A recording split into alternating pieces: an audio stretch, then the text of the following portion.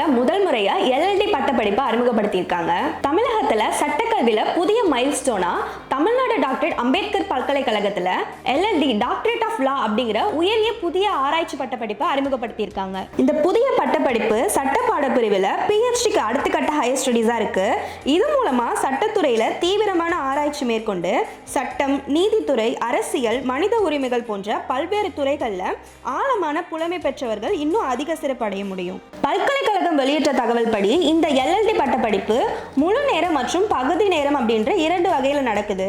இதுல ஜாயின் பண்றதுக்கு முன்னாடி நீங்க பிஹெச்டி பண்ணிருக்கணும். அதை முடிச்சுட்டு 5 இயர்ஸ் கழிச்சு தான் இந்த டிகிரியை உங்களால அப்ளை பண்ண முடியும். இந்த புதிய கல்வி வாய்ப்பு தொடர்பான விஷயங்களை தெரிஞ்சுக்க பல்கலைக்கழகத்தோட வெப்சைட் www.tndalu.ac.in அப்படின்ற வெப்சைட்ல போயிட்டு தெரிஞ்சுக்கோங்க.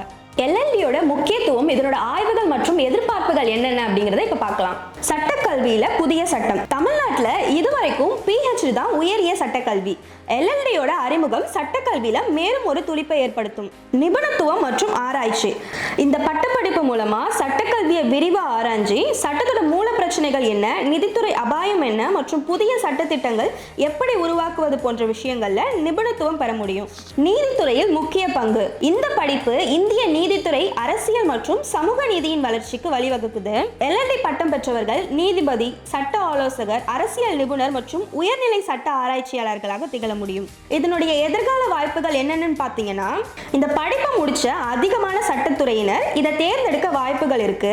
அதே நேரம் இப்ப இருக்க பிஹெச்டி பட்டதாரிகளுக்கு மட்டுமே திறந்திருப்பது மாணவர்களோட ஆர்வத்தை குறைக்க வாய்ப்புகளும் இருக்கு. மொத்தத்துல தமிழ்நாட்டுல முதல் முறையா அறிமுகமான இந்த எல்எல்டி பட்டம் சட்டக்கல்வியில மிகுந்த தாக்கத்தை ஏற்படுத்தக்கூடிய ஒரு புதிய முயற்சினே சொல்லலாம்.